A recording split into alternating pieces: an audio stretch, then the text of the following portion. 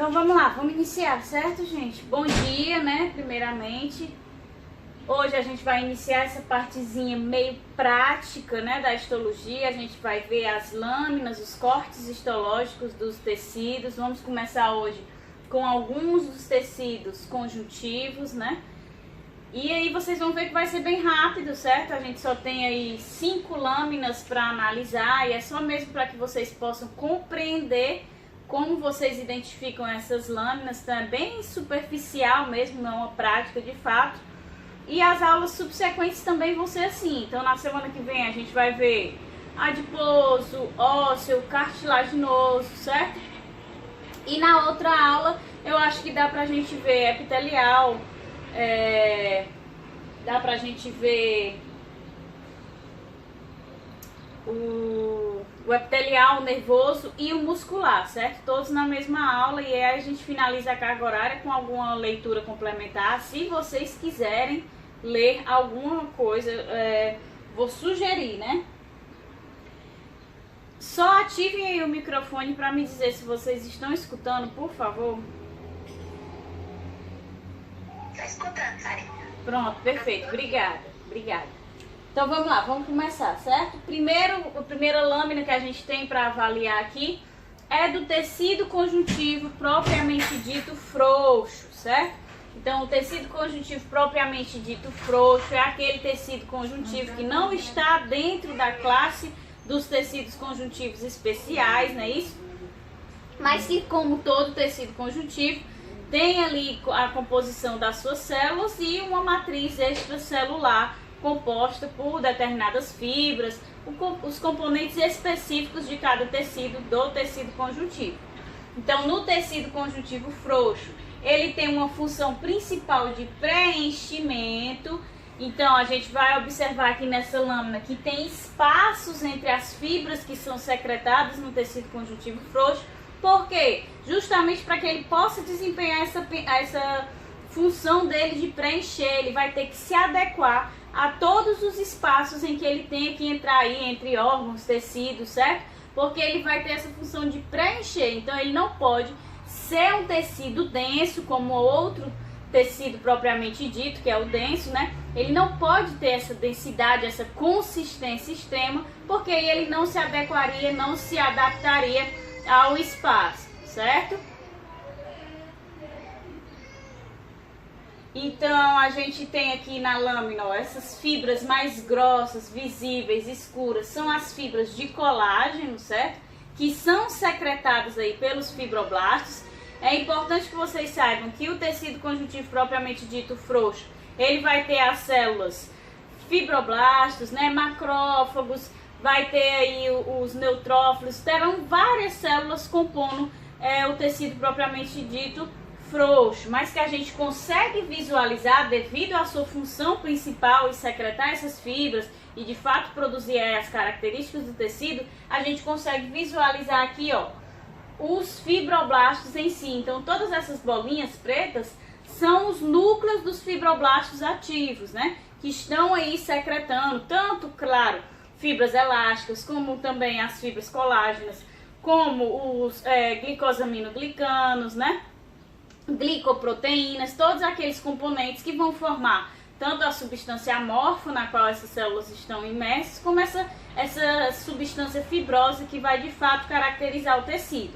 Então a gente visualiza na lâmina as fibras colágenas mais grossas, visualizamos um pouquinho das fibras elásticas que são compostas pela elastina, nessas estruturas que parecem mais finas, né, como se fossem os cabelos, que é justamente a composição do tecido frouxo, né, que tem uma proporção adequada entre fibras colágenas e fibras elásticas.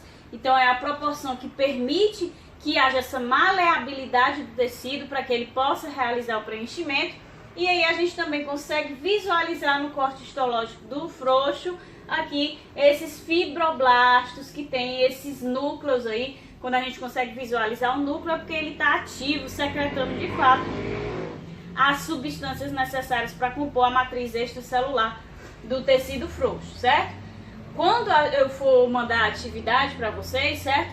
Eu vou mandar outras lâminas para para que vocês consigam identificar de que tecido essa lâmina é proveniente.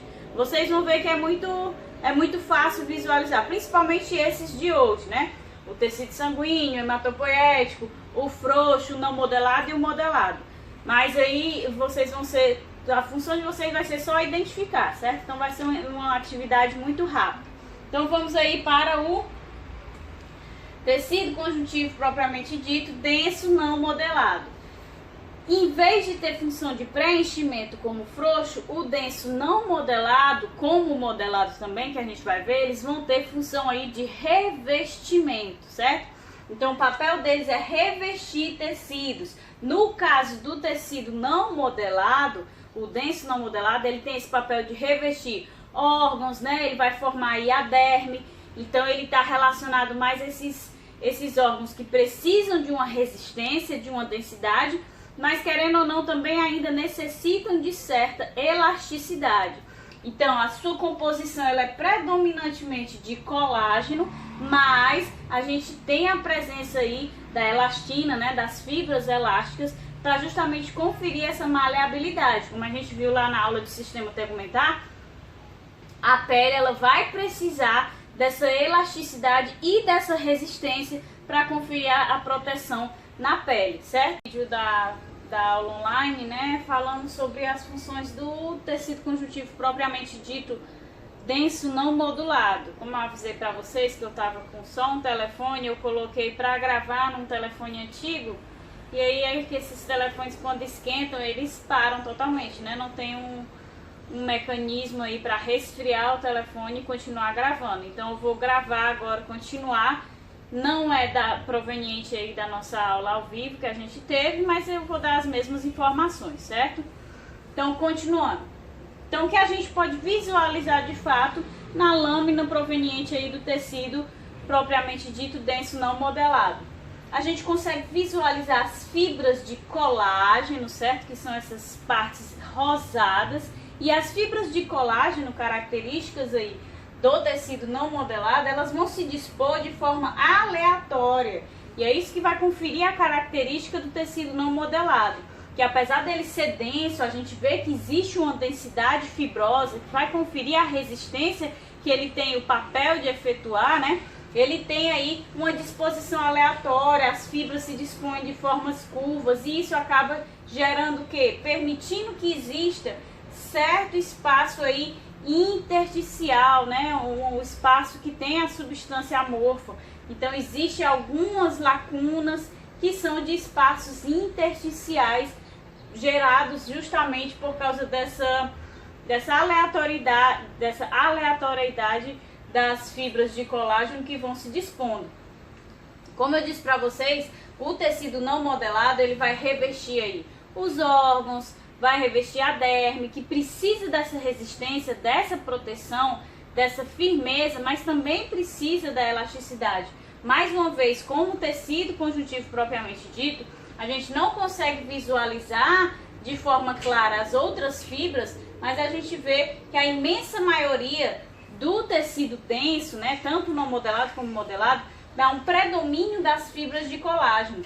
Mas no tecido não modelado, a gente também tem a presença aí das fibras elásticas, que são aquelas compostas pela elastina, certo?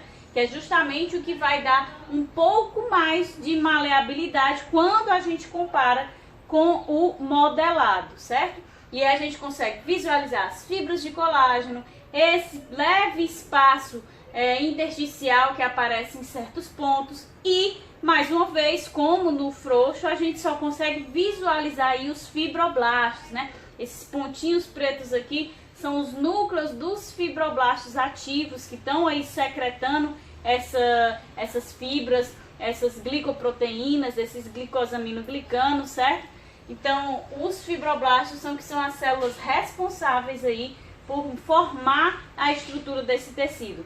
Então, a característica do tecido conjuntivo não modelado histologicamente é essa. Vamos ver aqui o modelado. O modelado a gente já vê uma diferença, né? Ele também vai ter a mesma função de revestimento, também vai ser um tecido altamente consistente, devido a uma predominância aqui de fibras colágenas e fibras reticulares, certo? Mas ele vai ser mais resistente, tanto que ele é o formador dos tendões, né, que estão associados aí aos ossos e aos músculos. Ele vai ser mais resistente porque as fibras vão ser secretadas e dispostas em feixes. Então a gente vê aí que tem essa organização bem mais clara, bem mais organizada do que as demais lâminas que a gente viu do tecido propriamente dito. Então, como ele vai se associar aí ao tecido ósseo, ao tecido muscular, então ele mantém esse padrão aqui de feixe. Por exemplo, tecido muscular, né, também tem as células lá dispostas em feixes, que geram as estrias e tudo mais. Então, o tecido conjuntivo modelado, né, denso modelado, que vai se associar ao tecido muscular, ele também mantém essa característica estrutural de uma forma mais linear para se adequar justamente àquele tecido ao qual ele vai se associar. E novamente na lâmina, o que é que a gente consegue observar? As fibras de colágeno dispostas aí de forma organizada, né, linear, dispostas em feixes, e aí a gente vê essas célulazinhas aqui que são os fibroblastos, certo? Aqui são os núcleos desses fibroblastos, e esse pequeno espacinho aqui são os poucos espaços intercelulares, as substâncias amorfas que estão aí nessas regiões. Então aqui, ó, quando a gente vê a membrana do fibroblasto, então tem vários fibroblastos nesses pontos, secretando aí essas fibras e as outras moléculas que compõem os tecidos, e também temos aí pouca substância intercelular, certo? Então essa é a característica. O que é que a gente pode observar em questão do tecido propriamente dito, né? Lá no frouxo a gente viu que as fibras são dispostas aleatoriamente, mas além de dispostas aleatoriamente, elas são bastante espaçadas. Além disso, a proporção de fibras colágenas e fibras elásticas, ela é bem mais próxima, né? Uma proporção bem mais igual, bem mais, há uma equidade de proporção. Por quê? Porque a função dele é de preencher, então ele vai ter que se adaptar ao espaço que ele vai se inserir, certo? Enquanto o não modelado, que vai revestir aí os órgãos e a derme, ele precisa de uma resistência, porque ele vai conferir justamente esse revestimento, essa capacidade de proteger mesmo o tecido, então ele precisa da resistência, ele vai ter uma quantidade maior de fibras colágenas, mas ainda assim ele vai ter ali a presença das proteínas elastinas para conferir certa elasticidade que esses tecidos precisam desempenhar, não é isso? E vai ter aquela disposição das fibras aleatórias, mas quando a gente observa a lâmina no não modelado, não tem tanto espaço intracelular, né? Tanta substância amorfa ali disponível na lâmina. Então é isso que também vai diferenciar do tecido frouxo. A disposição das fibras são aleatórias, mas elas não são espaçadas, elas são bem juntas, elas só tem essa disposição em ondas, né? Não tem um sentido fixo que elas seguem. E quando a gente já chega aqui na lâmina do modelado, como o próprio nome diz, né? Vai se modelar aqueles tecidos a que ela vai se associar. Então por isso é mais organizada. Então essas fibras vão se dispor em feixes e aí a gente consegue fazer essa identificação, certo? Então vamos partir agora para os tecidos especiais do tecido conjuntivo. Especificamente hoje, o tecido hematopoético e o tecido sanguíneo. Vamos lá. Então, essa é uma lâmina característica do tecido hematopoético, né? Lembrando que o tecido hematopoético, aquele da medula óssea vermelha, é o responsável pela síntese dos elementos figurados do tecido sanguíneo. Então, quando a gente pega esse tecido hematopoético e vai observar ali a nível histológico, sempre vai ter esse aspecto onde a gente vê vários pontinhos, né, que são várias células, e essas várias células nada mais são do que aquelas células pluripotentes, que vão dar origem às células pluripotentes mieloides, que dão origem a todos os elementos figurados lá do sangue, a maioria, né, os glóbulos vermelhos, as plaquetas, as células fagocitárias, os basófilos, eosinófilos, certo? Aquelas células granulosas, agranulosas. Então todas as células ali que vão, as principais células, as principais não, né? A maioria das células, os elementos figurados do tecido sanguíneo vão ser provenientes aí da linhagem mieloide. E também, dentre o meio de todas essas células aqui, a gente vai ter as células pluripotentes que darão origem à linhagem linfóide, que vai dar origem aí aos linfócitos, tanto linfócitos T como linfócitos B, que vão pertencer à imunidade adquirida. Então, o que é que a gente consegue observar quando a gente tem esse corte histológico do tecido hematopoético? Primeiro, várias células, que são as células pluripotentes precursoras de todos esses outros elementos figurados, certo? Segundo, a gente vai ter a presença de adipócitos dentro dessa medula óssea vermelha. Não significa que os adipócitos façam parte do tecido hematopoético, muito menos aí que o tecido adiposo compartilhe função e característica com o tecido hematopoético, certo? A gente só observa que dentro da medula óssea vermelha, quando a gente faz esse estudo histológico, sempre há a presença de alguns adipócitos que, como são células com as gotículas de gordura, né, cheias de gordura, não são coradas. Então dá o aspecto aí que são esses espaços em branco, e esses espaços em branco grandes são justamente adipócitos que se encontram aí no meio da medula óssea vermelha, ou seja, no meio do tecido hematopoético. E além, né, dos elementos pluripotentes, dessas características das células adipócitas, a gente também vai ter aí células gigantes, que nada mais são do que o quê? Os megacariócitos, que são originados a partir da linhagem mieloide, e esses que são originados a partir da linhagem mieloide é que vão dar origem a quem? As plaquetas, né? As plaquetas são fragmentos dos megacariócitos, que são essas células gigantes, a gente vê pelo tamanho, e aí são fragmentos do citoplasma dos megacariócitos. Então, a característica geral histológica de uma lâmina de tecido hematopoético é essa. A gente vê milhares de célulazinhas precursoras que vão dar origem aqui. Aqui, ó, já tem a formação de um neutrófilo, vai haver a formação aí de um monócito. Então, a gente tem essa característica de várias células precursoras, juntamente com os elementos figurados sendo sintetizados em si, bem como a presença características de adipócitos e de megacariócitos, essas células gigantes que vão dar origem às plaquetas, certo? Por último, que a gente vai analisar hoje, é a lâmina do tecido sanguíneo. Primeira coisa que a gente pode observar na lâmina do tecido sanguíneo é que a imensa maioria, né, da composição do esfregaço do tecido sanguíneo é composto de hemácias, né? Todas essas células aqui são hemácias, aí reforçando a função de transporte de gases desse tecido, certo? Então, todas essas bolinhas aqui rosadas são hemácias. A gente vê essa bolinha no centro aqui, ó, porque não são células anucleadas, então ela não é corada. Então, por isso que tem esse aspecto dessa bolinha aqui vazia no centro, certo? Outra característica que a gente consegue observar na lâmina do tecido sanguíneo, que há muito espaço intercelular. E esse espaço é justamente o que? O plasma sanguíneo, né? Que é composto por aqueles sais inorgânicos, aquelas proteínas, muita matriz extracelular, essa matriz extracelular líquida, que vai ser justamente o plasma sanguíneo. Então a gente consegue observar esse espaçamento entre os elementos figurados do tecido sanguíneo.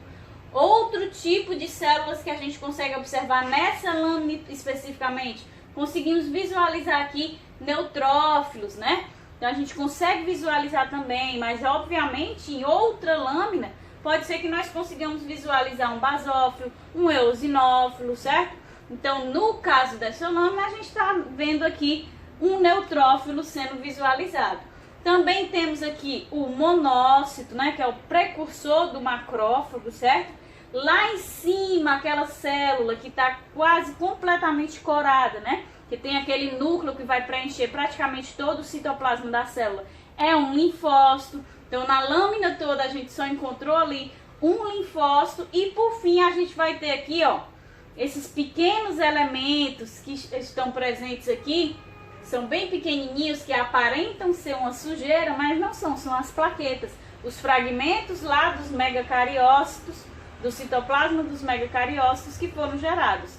Então, esse é o aspecto aqui da lâmina, né, do esfregaço do tecido sanguíneo. Uma predominância dessa matriz extracelular